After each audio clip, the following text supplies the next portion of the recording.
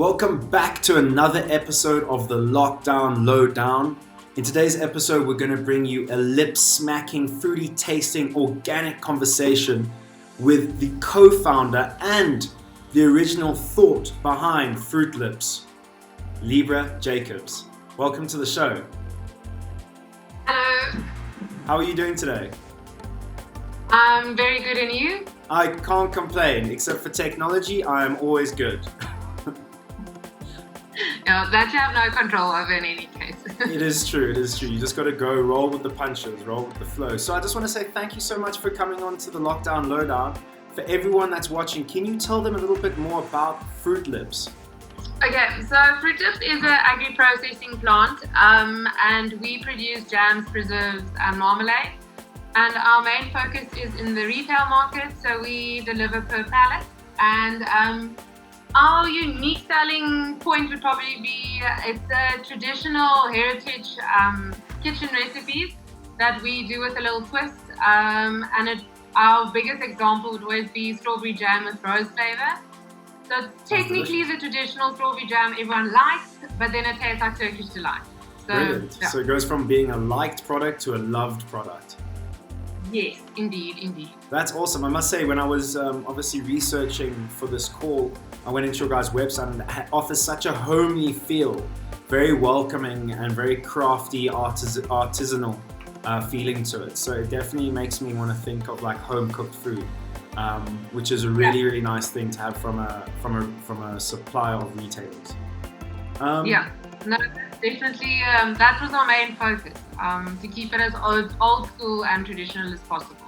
Well, I mean, if that was one of your focus, one of your goals, you've definitely hit that. What other goals did you have going into 2020? So 2020 has been a curveball. So a friend and I always used to joke, by February we can decide if this is our year and if it's not our year. And by middle Jan, I said to her, girl, this has been the roughest year so far, and it felt like July. And then March happened and it was completely crazy. So we were supposed to, or we in the process of tripling our factory's capacity. So that was our biggest goal for 2020, to finish that. And due to COVID-19, we on a complete halt. And then we're busy developing new markets for jams, different package materials to put it in, lunchbox jams. But now everything is on a bit of a halt due to COVID-19. So I guess that's been the immediate impact, is that you haven't been able to put out and develop the products that you want to expand into because of the COVID-19. But is the factory or the manufacturing process still going on at FruitLips? So our team we've got a really good dedicated team. We're 24 employees in total at the moment. And everyone knows the hustle, and we all kind of were prepped from Jan that there was a possibility to reach South Africa. And with the past 3 months, it was just focusing, cutting costs, just to go back to basics. Yeah. So in the fifth year, we're in our sixth year of doing business, and it kind of feels like our first year, because you have to go back to cutting your costs as low as possible. Yeah. And that's due to specific clients that can't continue with sales. Luckily, 80% of our buyers can continue, so it's just a 20% loss during the lockdown phase. Well, that's effectively Pareto's law, the 80-20 principle. So hopefully that dent, obviously you don't ever want to lose any sort of income, but hopefully that 20% is scalable for the future, where you can make back that money. Yeah, let's hope. Fingers crossed. Yeah. Well, I know when I have to go out again and buy some essentials, I'll make sure that FruitLips jam is one of the essentials on my grocery list for you. Yeah, it will be great and much appreciated. I will definitely do that. It's very interesting though that what you said is in January you could already see, you were already cognizant of the impact of coronavirus before any of this ever broke into like a lockdown in South Africa. What made you have that foresight? Is that just from being in the business for now 6 years? No, so we basically seeing that 80% of our sales or jars go to a specific client. You can pick, you get into a rhythm and you kind of know. So February and March is our buy-in time for Easter, and we actually didn't have the sales the orders January to deliver Feb and March. And then we started talking about it and doing research, and we realized people were actually keeping money behind to save for when they have to bulk buy, for in case. And that literally happened. So our orders in Feb and March literally doubled to triple. And that's people that cut back from saving in Jan. They started spending that money in February and March. That's a really, really cool metric to see how that works. And it obviously worked closely in tandem with the lockdown. Yeah, and I think it's something, it's gonna stay that way probably forever. People, from our stats we got back from the retail stores, people go less to the store, but they buy bigger amounts. And living in I always use Cape Town or Constantia, like Constantia as an example. People go and they only buy tonight's food and maybe for breakfast. And then they'll go after work and buy the next evening's food. Yeah, and for me living on a farm, I'm used to bulk buying, so I see Woolworths once every month. And then I bulk buy my stuff and I bring it back home. But now that's people's mindset, and it used to be like that, and I think people's going to go back into that rhythm, and it's not easily going to go back to just day-to-day buying. Yeah, well, I mean that is a perfect way to springboard into my next question. How do you foresee this all changing business-wise? Like, what will become the new normal? Obviously, that is a buyer's habit, which you've identified how they're going to go to the retailers and actually purchase food produce. What do you think is going to be the change for businesses going forward from this point with Corona? My biggest thing is I think that greedy markups are going to come down. We have experienced it quite a bit already. Because we cut back our expenses, we think twice about giving out money as a company. And now all of a sudden couriers are half the price. We've had cleaning stuff that's cheaper. So people don't have that excessive markup anymore. Yeah. And you're not going to be able to jump back and 50% or 100% on your price after lockdown's lifted. So I think that's going to be the new normal for South Africa, or not South Africa, I think the world. People's not going to have greedy markups. And consumers are not going to be able to afford it because they also have had a lack of income. I guess that's a very good thing because it's giving the consumer power, right? Because it's giving them the ability to buy more, make that rand go a lot further, stretch it. Yeah. No, that's definitely. And I think it has to. I mean, when I went to do my load up, I guess before lockdown, you could see the shops were giving out deals to offload products because it's a cost to them having it sitting on their shelf. So rather get it off, and then that's it's cash in hand essentially. But that's a very good deduction of how it's gonna happen, and I think that's also a good thing with the increasing or the decreasing rand against the dollar. That's actually a positive outlet for the consumer, so we can actually purchase more with our rand. Yeah. Now, what has been your biggest surprise for you in the situation, your business, your employees, and now your clients? What has surprised you the most? It's a tough one, but I am at times a pessimist and at other times very optimistic about things. And even the day before lockdown, I kind of thought, no, everything's going to be fine, it's not that bad. And we literally received an email, it was about 2-3 hours before close down, just saying that one of our big suppliers, they have to close down for lockdown because they weren't marked as essential. And that hit me by a surprise, and it literally felt like I had a million mini heart attacks in between the time of placing the order, making sure the stuff is by us, having the truck with a permit. So I think that was my biggest surprise, that some of our stuff weren't thought thoroughly through when put into lockdown and marked as essential.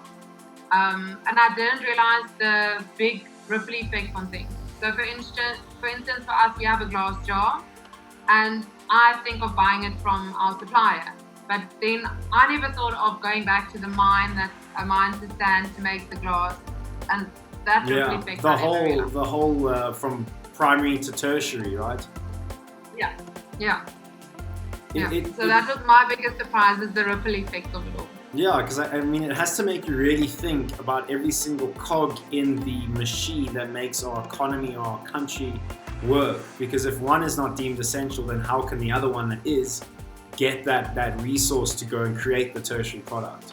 So I mean, I can only imagine the headache that it's been for all the gentlemen and ladies that are sitting around the table thinking about South Africa's future. And personally, I'd just like to say, doing a really, really good job thus far of it. I just want to be there. that is a huge heart attack waiting to happen. I think all of those party leaders and decision makers are going to age a tremendous amount in this time because of stress. No, I agree with you 100%. And going back now that this has been in flow, this obviously today is Thursday, the day that we're recording this, which is the day that the initial lockdown ended.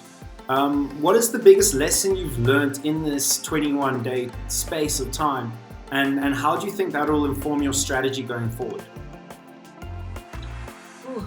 Listen, so for FruitLips, we never really stopped, so we didn't have many lessons to be learned. But one thing I would actually change is, because I've had the challenge now for the past 2-3 days. So we are supposed to run a promotion on our products, but there's not enough raw material for it. And I was in doubt of the amount of money that I had to spend to buy in raw materials on the 26th of March, or before then. And I should have doubled it, which I didn't. So not next time there's a lockdown, I'm going to double everything that I doubted in. Because then we would have had more sales, and I maybe could have made up for the 20% that we lost this month. I see. So for everyone listening, if you are going to purchase something to convert into a tertiary, double up that. I think a lot of people have probably applying the same rule listening to this regards to their alcohol and tobacco purchases. I think a lot of people underestimated the amount they needed. That's a good lesson. I like that. I'll definitely apply that in my next purchase. And just maybe moving away from the impact of COVID on FruitLips or on South African business as a whole, and going more towards the people that it's affecting. How have you found South Africa to adapt in this moment? How have you found South Africans to take COVID-19 into their stride? So South Africa, from traveling, I've experienced South Africa as probably one of the most flexible and adaptive countries in the world. You can throw any bad president, shocking day, tragic. We'll always have a way of coming out of it better and stronger, and we accept things quite easily. Where a lot of other, for instance, if fraud in any other country, people would really aggressively react towards it. But us as South Africans would act aggressively, and then we'd say, okay, now let's forgive him and go on and look at how we can do it better. Which for handling COVID-19, that's a really good attitude for a South African to have. And I think that's also why South Africa has so many successful businessmen. It's just our way of looking at life and understanding life. Not always good accepting everything, but it's a good benefit to have at this stage. Definitely. I think the element of positivity that South Africans always bring to a situation has made, I think, the overall lockdown a lot easier for many people, especially using tools like social media to spread a message of goodwill and positivity and humor to get people through this time. Whereas the idea of negativity doesn't always enter into the South African's mind. unless we're in a final Yeah. of a sporting event, then we all of a sudden become the most negative people. And tell me, what is your most essential purchase that you got for the lockdown? Like what is it that you had to have? Okay, so you spoke about wine stocking up. Definitely wine is my most essential. I have a very strict rule of not drinking in the week. I drink on the weekends while braaiing or whatever on the farm. So for me, it's literally, I'm part of a wine club. So when I heard lockdown was happening, I just doubled my order.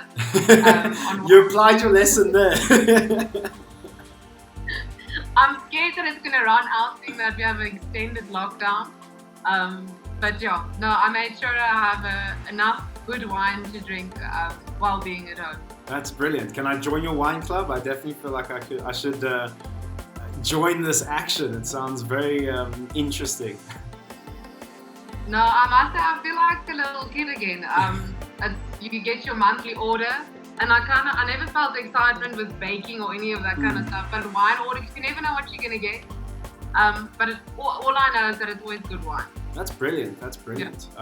Definitely worth pursuing for any of you who want to get into the wine trade during lockdown. Yeah. And lastly, talking about the effects of lockdown and how we're in it, and you really alluded to the extension of it. When we are done, what is it that you're going to do? What is the first thing you're going to do after lockdown ends? Okay, so I really love cooking, and my oven broke. So the first thing I'll have is having my oven fixed, and then cooking for friends, having them over. And then the second thing would probably be traveling. I have quite a big travel bug. I love traveling, and I had to postpone my plans for traveling this year. So hopefully I can get back into action to continue with my traveling plan. Awesome. Which country would you go to first? So Portugal's been on my list quite a while now, and I finally this year we could fit it into our plans. But Portugal will probably be postponed to next year, and then my in-laws is the Netherlands, so hopefully we can go to Netherlands and maybe Germany. Awesome. I would love to see the holiday pics once you've gone. That would be amazing. Yeah, I'm not a big Instagram sharer, but I'll if there is. And just before you go, how can people find out about FruitLips and what you guys are doing? What are your guys' URLs, your handles? So FruitLips, we have a website which is just www.fruitlips.co.za, and then we have a Facebook page which is also just FruitLips, and an Instagram page which is FruitLipsZA. And the Instagram is more live stuff of what's happening in the factory and what we cook today, what we've harvested in the garden, or whatever happening around on our yard. And then Facebook is more composed information of what consists of our brand and the staff working for FruitLips, saying that we can't be FruitLips without any of our employees. That's brilliant, yeah, because I know in your guys' story you allude to the fact that you're creating sustainable employment and you're giving those in the community in which you guys are based that opportunity not only to get a good source of income but also become sustainable citizens, accountable citizens, actually. That's what I believe the correct term is. Yeah. So we call it accountable citizens, but I find that my biggest, or one that I find very important and that I strongly believe in, is medical aid. You never know what's going to happen tomorrow. You have to be adaptive, and having a medical aid is very important. And that's one of the things that I see as being a responsible citizen, is you have to be part of these things. You can't, if you can afford having a medical aid or paying your full school fees monthly, then do it so you can actually ensure that your kid gets the best treated at school, and the same with your medical expenses for whatever the case may be. Valuable words from a valuable entrepreneur, Liebré Jacobs. I just want to say thank you so much for being on the Lockdown Lowdown with me, Angus. The fact that you were able to identify the trend as soon as January with consumers' buying habits is quite remarkable, and always just shows you the proof is in the data. We just want to wish you guys good luck going forward in the lockdown. Obviously, they are still operational. Some of their plans have been halted and will probably only commence later on in the year or for next year. But you guys have an amazing brand that has amazing policy and is so true and authentic at its heart. So I implore everyone to go check out FruitLips. It's a cool jam company and they do so much more than just jam. So thank you so much, Liebré. Yeah, thank you very much. And then during lockdown, our stuff is all available on Yappy Chef. They do the distribution during lockdown for us. Excellent. We'll put a link for that down below for everyone to make an order and purchase. Guys, thank you so much. Thanks again for being here with you. Yeah, it's only a pleasure. Pleasure, guys. And I'll see you guys at the next episode. Cheers.